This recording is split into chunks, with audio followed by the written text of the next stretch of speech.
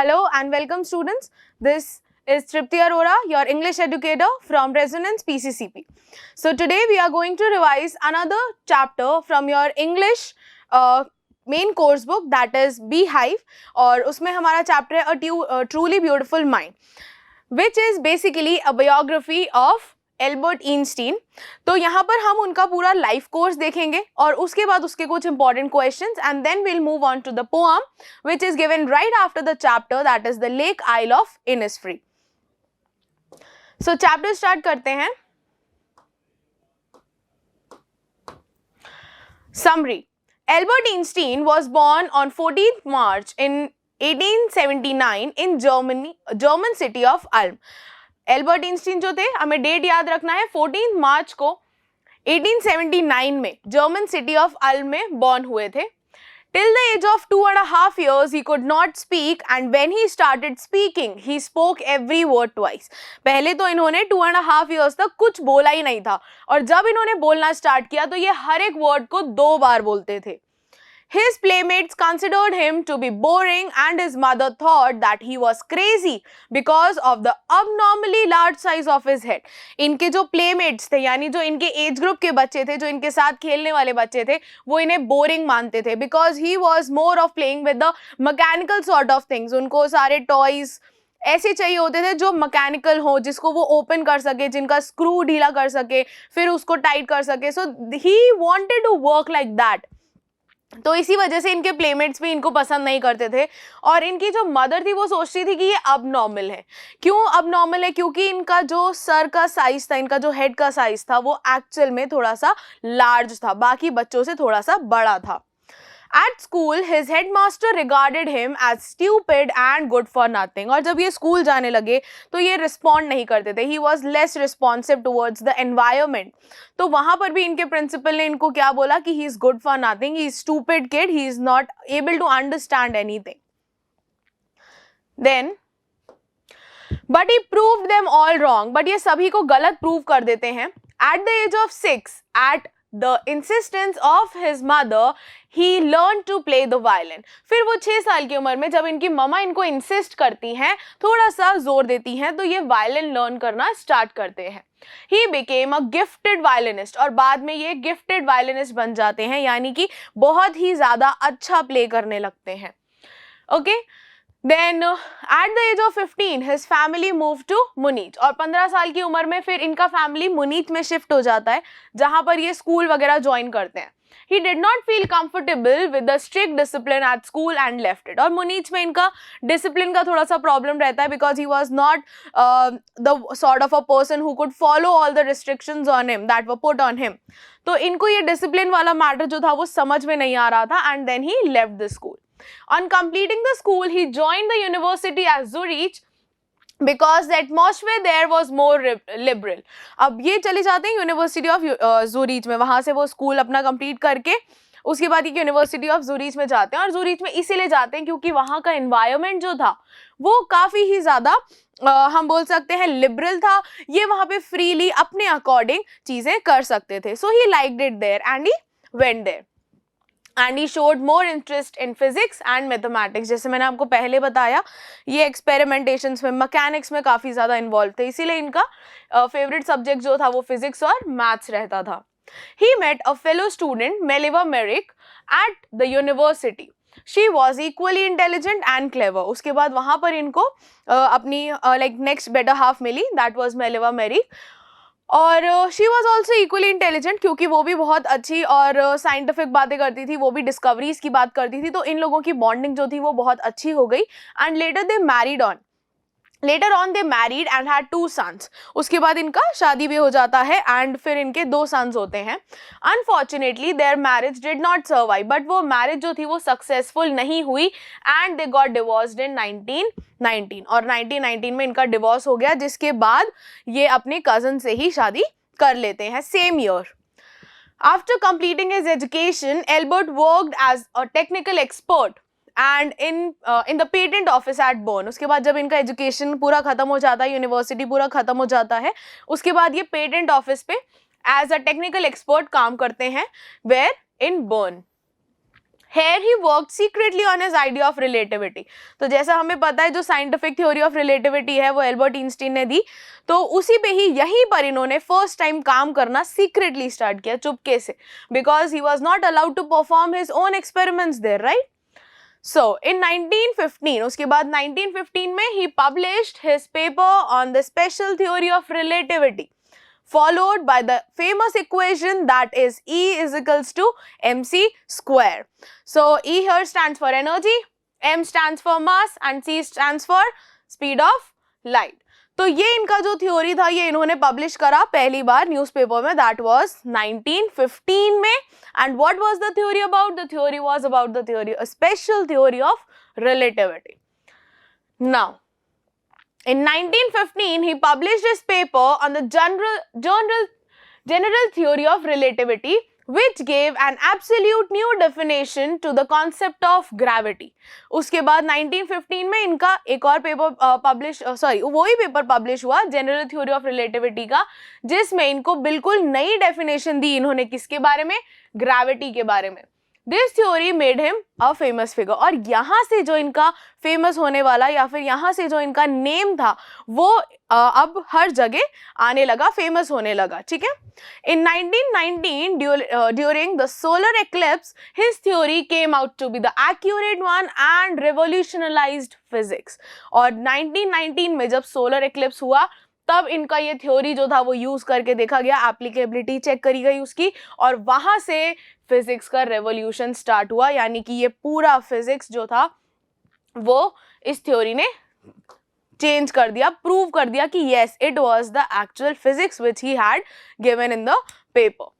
In 1933, he immigrated to USA as Nazis had come to power in Germany. अब ये German से निकल जाते हैं क्योंकि वहाँ पे नाजीज का पावर स्टार्ट हो गया था, तो जर्मनी इनको इसीलिए छोड़ना पड़ा. And where did he migrate to? He went to USA. He did not want his finding and research to be used for destruction. अब ये जो भी चीज़ें actually what was Nazis main idea कि वो सारे जो भी साइंटिस्ट वगैरह हैं उनको इकट्ठा कर सकते हैं, और क्योंकि ये उस टाइम पर जस्ट इमर्ज ही हो रहे थे, इनका नाम अब हर जगह चलने लगा था, ये फेमस हो रहे थे, तो इनको यही डर था कि जो भी मैं थ्योरीज बना रहा हूँ या जो भी मैं एक्सपेरिमेंट्स कर रहा हूँ वो इस वर्ल्ड के डिस्ट्रक्शन के लिए या मेरी कंट्री के डिस्ट्रक्शन के लिए यूज नहीं होने चाहिए, वहाँ की चीज़ें तबाह नहीं होनी चाहिए उन्हीं की थ्योरी की वजह से, just because he would be compelled by Nazis to use it against them. ठीक है. In 1938, when Germany discovered the principle of nuclear fission, he was the first person to write to the American president about the dangers of an atomic bomb. जब 1938 में Germany में principle of nuclear fission introduce कराया, तो यही सबसे पहले आदमी थे जिन्होंने क्या किया, अमेरिका के प्रेसिडेंट को एटॉमिक बॉम्ब के बारे में अलर्ट करा कि भाई उसका डेंजर क्या है, अगर ये न्यूक्लियर फिजन जो है अगर ये कहीं पर ड्रॉप कर दिया जाए या फिर ये जो एटॉमिक बॉम्ब है ये कहीं पे डाल दिया जाए तो वो कितना डिस्ट्रक्शन देगा. तो इसके बारे में सबसे पहले अलर्ट किसने कराया? आइंस्टीन ने ही कराया अमेरिकन प्रेसिडेंट को. In 1945, when America dropped the atomic bombs on Nagasaki and Hiroshima, जो कि हम जानते हैं फेमस इवेंट्स हैं, जब अमेरिका ने नागासाकी और हिरोशिमा पे बॉम्ब गिराया, atomic bomb, this was deeply hurt he was deeply hurt and wrote to the United Nations for the formation of world government. इन्होंने वो लेटर इसीलिए दिया था ताकि ये एटॉमिक बॉम्ब के बारे में जानकर उसके बिहाफ पर अपने लिए एक डिफेंस मैकेनिज्म क्रिएट करेंगे, ना कि अटैक करेंगे. बट इन्होंने जो फ्रैंकलिन रूजवेल्ट हैं जो कि अमेरिकन प्रेसिडेंट थे जिनका बात यहाँ पे किया गया है, उनको जब इन्होंने लेटर लिखा तो रूजवेल्ट ने क्या करा, उन्होंने बदले में रिवोल्ट कर दिया, उन्होंने बॉम्ब्स उल्टा गिरा दिए Japanese cities of Nagasaki and Hiroshima पे, जो इनके लिए बिल्कुल भी डाइजेस्टिव नहीं रहा. ये उस चीज़ से बहुत ज़्यादा एंग्शियस हो जाते हैं और बोलते हैं कि हमने आपको डिफेंस के लिए, खुद को बचाने के लिए मैंने आपको इस चीज़ का अलर्ट दिया था, और उन्होंने बदले में ही बॉम्ब गिरा दिए दूसरी सिटीज़ पे. उन्होंने क्या बोला, एक वर्ल्ड गवर्नमेंट होनी चाहिए. वर्ल्ड गवर्नमेंट क्या करेगी, वो सारी ही कंट्रीज के रूल्स, अथॉरिटीज, उनके पास कितनी पावर होनी चाहिए, अगर वो ऐसा डिस्ट्रक्शन दूसरी कंट्रीज में या सिटीज में कर रहे हैं तो फिर उनके अगेंस्ट क्या एक्शन लेना चाहिए, उसका प्रपोजल किसने दिया था? एल्बर्ट आइंस्टीन ने ही दिया था, that we should have a world government to prevent the recurrence of such destruction, कि वापस से ऐसा डिस्ट्रक्शन जो है वो ना हो, प्रिवेंट कर सके. He spent his later days in politics, advocating world peace and democracy. और लास्ट के दिनों में जब उन्होंने मतलब later days means जब उनका हम बोल सकते हैं ऑलमोस्ट अडल्ट पीरियड खत्म हो गया था, उसके बाद उन्होंने पॉलिटिक्स भी ज्वाइन किया, जहां पर इनका मेन फोकस यही था कि ये एक पीसफुल एनवायरनमेंट बना पाए पूरी वर्ल्ड में, एक वर्ल्ड गवर्नमेंट क्रिएट करके जहाँ पे कुछ कुछ कंट्री के अलग अलग मेंबर्स होंगे और वो डिसीजन लेंगे कि कौन सी कंट्री को किस क्राइम के लिए या फिर ऐसे डिस्ट्रक्शन के लिए कैसा पनिशमेंट देना चाहिए. So he spent his later days in politics advocating world peace and democracy. तो ये advocate कर रहे थे, यानी ये क्या चाहते थे पूरे वर्ल्ड में, that there should be peace and democracy. He died at the age of 76 in the year 1955. So this was the end, or we can say the biography of his entire life. Then now short answer type questions. There are a few questions which are really important. So what are they? Why does the world remember Einstein as the world citizen? ये one of the important question है कि पूरा world क्यों Einstein को याद रखता है as a world citizen, पूरी दुनिया के सिटीजन क्यों है? क्योंकि उन्होंने इस दुनिया को बचाने के लिए ही फ्रैंकलिन रूजवेल्ट को वो लेटर लिखा था जहां पर उन्होंने मेंशन किया that there was danger on their particular country, but उसके बदले में जो उन्होंने एज रिप्लाई नागासाकी और हिरोशिमा पे किया वो इनके लिए बहुत ही ज़्यादा शेकिंग हो गया था. And then he fought for world democracy, world government, जहां पर ये पूरी दुनिया में पीस और डेमोक्रेसी की बात करना चाहते थे और उसी में ही इनका डेथ भी हो जाता है. So therefore he is considered the world citizen because he fought for the world's peace and democracy. Why did Einstein write a letter to Franklin Roosevelt? Franklin Roosevelt है अमेरिकन प्रेसिडेंट जो हम अभी पढ़ रहे थे, जिनको इन्होंने आगाह करने के लिए या अलर्ट करने के लिए about the atomic bomb, the principle of nuclear fission बताने के लिए लेटर लिखा था. Why did Einstein playmates called him boring brother? क्योंकि he was more of mechanical child sort of thing. ऐसा एक जो इंसिडेंट है वो स्टोरी में भी है कि जब इनकी छोटी सिस्टर बॉर्न होती हैं तो ये अपनी फैमिली से पूछते हैं कि ठीक है ये बेबी हो तो गई है but where are the wheels. तो वो उस बेबी में भी, उस छोटी सी बेबी में भी उसको भी एक कार या उसको एक ट्रक, मैकेनिकल ट्रक समझ रहे हैं जिसको वो ओपन कर सकते हैं. तो वो अपनी सिस्टर के लिए भी पूछते हैं कि इसके व्हील्स कहाँ हैं, इसके पहिए कहाँ हैं. So therefore he was more into mechanical sort of thing. इनको जो खेलने वाली चीज़ें हैं वो भी मैकेनिकल चाहिए होती थी. सो वो प्लेमेट्स के साथ नहीं इन्वॉल्व होते थे, therefore they called him boring brother. Now what is Einstein special theory of relativity? ये आपको पूरा समझाना है, जैसे कि मैंने अभी आपको बताया E is equals to mc square. ठीक है. What did Einstein call his desk drawer as per the patent office and why? ये क्वेश्चन आपके पास आपकी चैप्टर में गिवन है कि वो अपने पेटेंट डेस्क को क्या बोलते थे. तो वो अपने पेटेंट डेस्क को जो है वो ब्यूरो बोलते थे. ब्यूरो किस चीज़ का? जहाँ पर वो प्रैक्टिकल एक्सपेरिमेंट्स करते थे. ठीक है.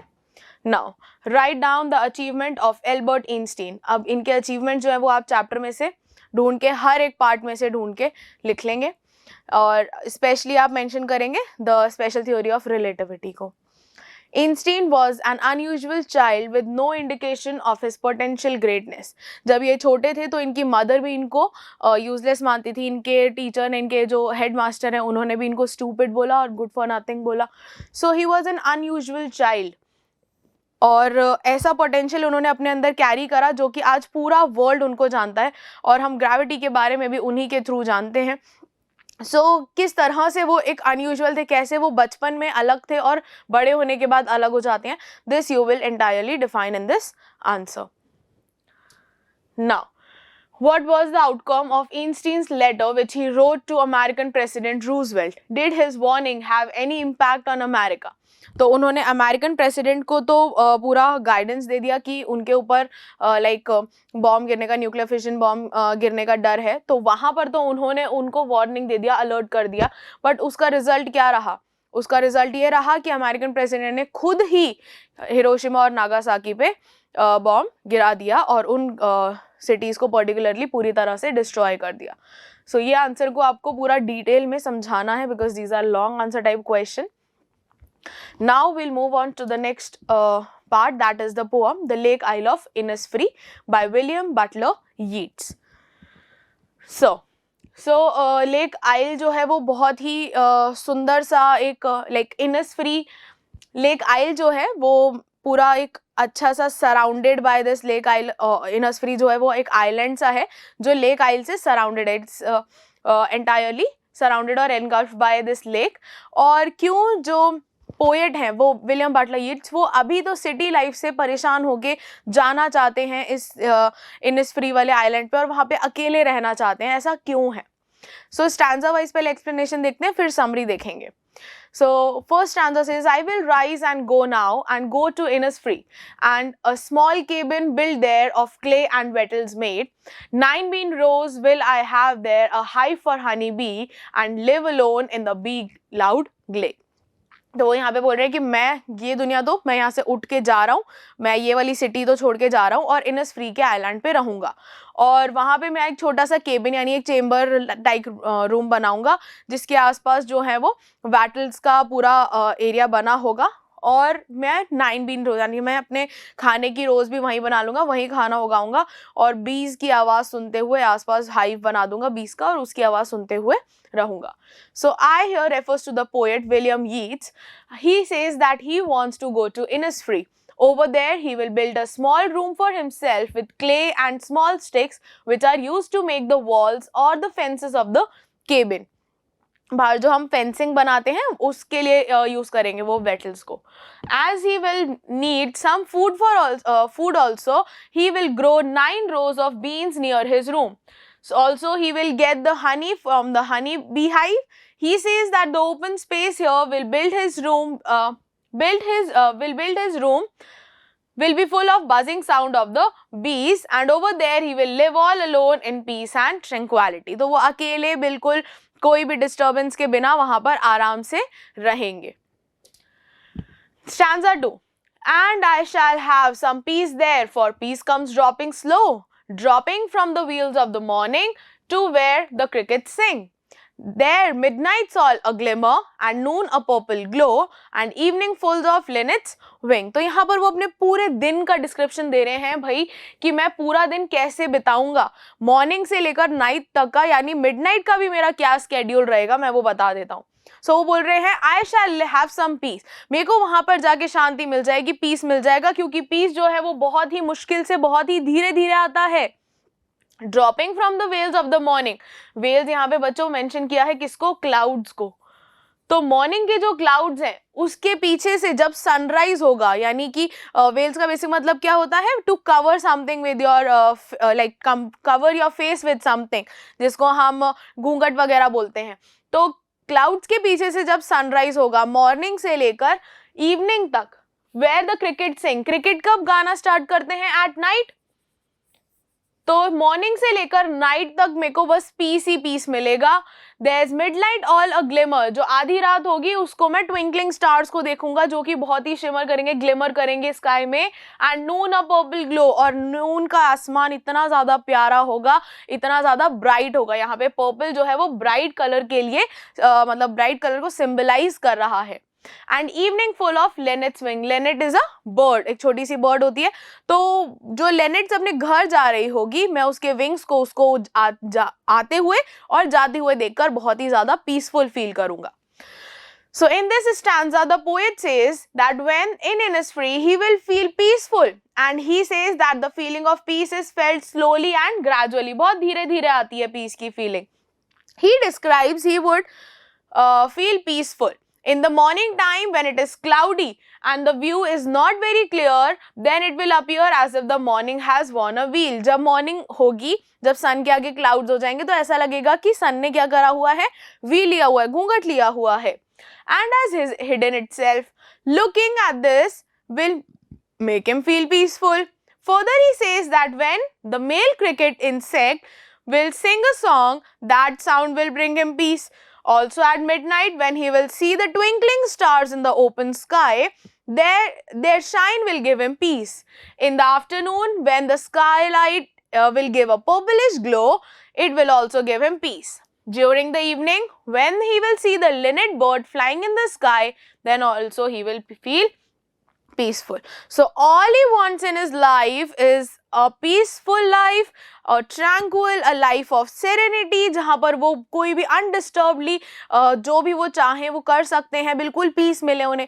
ये जो सिटी लाइफ है जहाँ पे बहुत ही ज़्यादा लाइक chaos होता रहता है, लोग like everywhere there is hustle and bustle, इतना बिजी लाइफ होता है सिटी का, उनको ये सब नहीं चाहिए. उनको बहुत ही पीसफुल और काम और शांत लाइफ चाहिए. कहाँ पे? इनिसफ्री पे. Now, I will arise and go now. So last stanza में बोल रहे हैं अब मैं उठ रहा हूँ और जा रहा हूँ. For always night and day. For always का means है forever. Forever I'm going. I hear the lake water lapping with low sounds by the shore while I stand on the roadway. मुझे आवाज आ रही है इस लैपिंग साउंड की. Lapping sound यानी एक के ऊपर एक जब वेव्स लाइक लैप करती हैं उसको बोलते हैं लैपिंग साउंड. तो मुझे लेक वाटर का लैपिंग साउंड जो है वो यहाँ तक आ रहा है, सिटी तक आ रहा है. while I stand on the roadway, जब मैं यहाँ पे सिटी लाइफ, रोडवे क्या डिनोट कर रहा है कि वो अभी सिटी में है. And they have the payments grey, grey colour के पेमेंट यानी फुटपाथ, साइड में चलने वाले फुटपाथ बने हुए हैं. तो अभी ये दिख रहा है कि वो सिटी के बिजी रोड पर है जहां से उनको लेक आइल की आवाज आ रही है जो लैप हो रहा है water. I hear it in the deep heart score. मुझे बिल्कुल हार्ट के अंदर तक फील हो रहा है कि वो लेक मुझे बुला रही है. Explanation. In this stanza, the poet say that now he will stand up and go to Innisfree because all the time the sound of the lake water striking the shore repeats his mind. ये आवाज जो है वो बार बार उनके दिमाग में आके strike करती रहती है. This sound attracts him towards the lake. Whenever he is either standing on the roadway or on the grey color pavement, he hears the sound deep in his innermost part of the heart. दिल के बहुत ही bottom से उनको आवाज आती है that he should leave the city life, the busy life, and he should go and find peace on the lake isle of Innisfree. Okay, now let us see the summary of the poem. The poet is reminded of his past, his boyhood. अब poet जो है वो already इस lake isle of Innisfree पे रह चुके हैं when he was young, जब वो बच्चे थे, in his boyhood. When he visited the peaceful lake isle of Innisfree, he wanted to go there and stay and says that he will live there all alone, कि मैं वहाँ पे बिल्कुल अकेला रहूँगा. He wants to build a small cabin with clay and wattles. He would grow beans and get a honeybee hive for honey to survive on. तो मैं वहाँ पे beans और honeybee के honey से survive कर लूँगा. He wants nothing from the city life. The poet describes the peaceful natural surrounding of the lake. He says that the scene of the cloudy morning, the shining stars, the glowing sun and birds flying in the sky gives him peace. ये सारी ही चीज़ें हैं जो natural surrounding है lake का, जो cloudy morning है, shining stars है, glowing sun है, बर्ड्स का फ्लाइंग है, ये सब उनको क्या देता है, ये सारी चीजें उनको पीस देती हैं. और ये सब मेंशन है स्टैंजा नंबर 2 में.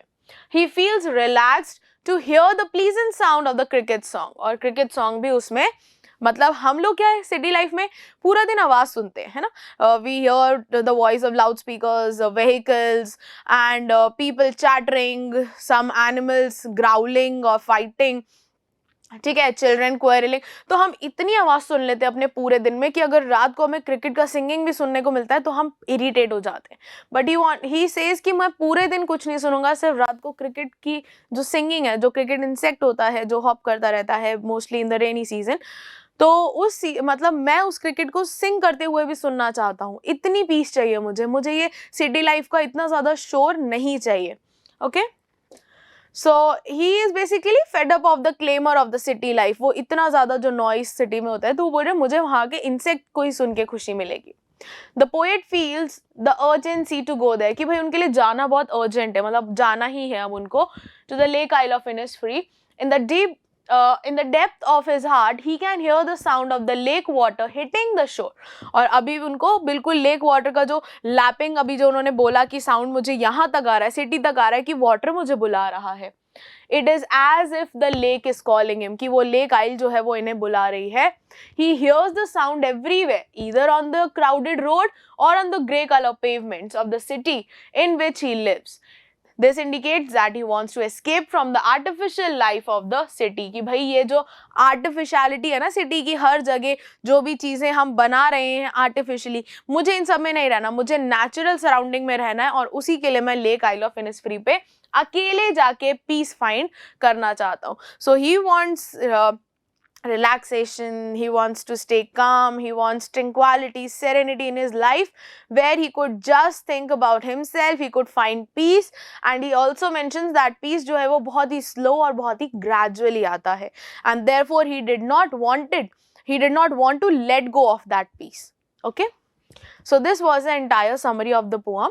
Now we shall see the poetic devices. Okay, the rhyme scheme of the poem. तो rhyme scheme हम यहाँ से बनाते हैं. Stanza 1. So I will arise and go now. Go to Innisfree. Free में हमारा A लग रहा है. Then made. Then Innisfree and B again A, and made and glade is B. So हम rhyme scheme बना पा रहे हैं. हमारा rhyme scheme क्या बन गया है? A B A B. Now alliteration, the repetition of consonant. alliteration क्या होता है? consonant sound का beginning में repeat होना. In two or more closely placed words is called alliteration. The instance of alliteration are, instance is example, hive, honeybee, H sound repeat हो रहा है, lake, lapping, low, L sound repeat हो रहा है. Then repetition, I will arise and go now. ये आपको first stanza में भी मिल जाएगा और third stanza में भी मिल जाएगा. Then personification, morning is personified. जैसा ऐसा लग रहा है कि morning जो है वो wheels ले रखा है, ठीक है? तो ये whale बेसिकली क्लाउड का है, लेकिन वो मॉर्निंग पे लगा रखा है, इसीलिए पर्सोनिफिकेशन, क्योंकि स्काई कैसे व्हील लेगा, है ना? Then metaphor, clouds are being compared to wheels. ठीक है? So this was these were the poetic devices that were related to the poem. Now we shall see short answer question and then we'll see the long answer question. Read the extract and answer the given questions. And I shall have some peace there, for peace comes dropping slow, dropping from the vales of the morning to where the crickets sing. Now, what does the word there in the above line refers to? So I shall have some peace there. There किसके लिए stand कर रहा है? There stand कर रहा है Lake Isle of Innisfree के लिए. Okay, now how does the peace enter the huts of the peasants? Peace किस तरह से peasants के हट में घुसता है, और उसी तरह से जो पोएट हैं विलियम बटलर यीट्स, वो भी चाहते हैं कि उनके घर में पीस उसी तरह से आए. सो ये सब हमें स्टैंजा नंबर 2 में दिया हुआ है. ठीक है, और ये सारी ही चीजें हमको, जो हमने 5 चीजें पढ़ी, वो हमें पूरी मेंशन करनी है स्टैंजा 2 की. Name the literary device used in the poem. अब इस पोएम में आपको बेसिकली ये पोएम नहीं, ये स्टैंजा में आपको अगर कोई लिटरेरी डिवाइस दिख रहा है तो आपको वो मेंशन करना है. I shall have some peace there, for peace comes dropping slow. तो मुझे यहाँ पर पीस वर्ड जो है वो रिपीट होता हुआ दिख रहा है, and dropping word is also repeating. सो यहाँ पर आंसर हो जाएगा हमारा repetition. Okay, next, why does the poet want to go to Innisfree. अब ये हम इतना पढ़कर आए हैं, मैंने इतने सारे वर्ड्स आपको बता दिए. To find peace, to find tranquillity, to be calm, okay, and have a life of serenity. So ये सारी चीज़ें वो चाहते हैं, इसीलिए वो जाना चाहते हैं. How is the city life different from the life at the lake of Innisfree. ये बहुत ही ईजी क्वेश्चन है. सिटी लाइफ में हमारे पास बहुत सारा क्लेमर होता है, बहुत सारे नॉइस होते हैं, और बहुत ही ज़्यादा हसल बसल होती है. यहाँ पे लाइफ हमारी फास्ट रनिंग लाइफ होती है सिटी की. बट जब भी हम किसी भी ऐसी जगह पे जाते हैं जहाँ पे ज़्यादा ना तो व्हीकल्स हैं, ना ज़्यादा पॉपुलेशन है, वहाँ पर लोग जो हैं वो नेचुरल चीज़ों से ज़्यादा सराउंडेड है. ज़्यादातर हम माउंटेन्स वगैरह पे देखते हैं, हिल्स, जो हिली एरियाज़ हैं वहाँ पर हम देखते हैं बहुत ज़्यादा ट्रैफिक भी नहीं होता है, बहुत ज़्यादा पॉपुलेशन भी नहीं होती है, और इसीलिए ईजीली पीस मिल पाता है. ठीक है. Now next long answer question. Does the poem celebrate the theme of escapism. Of course पूरा पोएम ही थीम ऑफ एस्केपिज्म पे बेस्ड है, क्योंकि पोएट जो है वो एस्केप होना चाहते हैं, भागना चाहते हैं, और वो ये बता रहे हैं कि मुझे ये जो बिजी लाइफ है, जो हम बोले फास्ट रनिंग लाइफ है सिटी की, ये मुझे पसंद नहीं है. मुझे लेक आइल पे जाना है जहाँ पे मैं बहुत धीरे धीरे पीस जो है वो पा सकूँ. ये आपको लॉन्ग आंसर में डिफाइन करना है, and your long answer would be at least 100 to 120 words. Okay, In the poem The Lake Isle of Innisfree, what does the poet find so attractive about the Lake Isle of Innisfree? भाई जो हम pome पढ़ रहे हैं lake आइल में, इसमें क्या है इतना अट्रैक्टिव? तो जो हमने स्टैंजा नंबर 2 में 5 चीजें पढ़ी थी, हमें वो सारी ही चीजें डिटेल में मेंशन करनी है और उनका यूज जो है वो पोएट की लाइफ में एज वेल एज हम हमारी लाइफ में उन चीजों का यूज कैसे कर सकते हैं वो बताना है. ठीक है, स्टैंजा 2 में all the 5 things that we studied. So children, this was all about the chapter as well as the poem. I hope you must have understood. Now you'll practice these question and answers as they are really important, and we'll meet in the next video with the next chapter. That's all for today. Have a good day.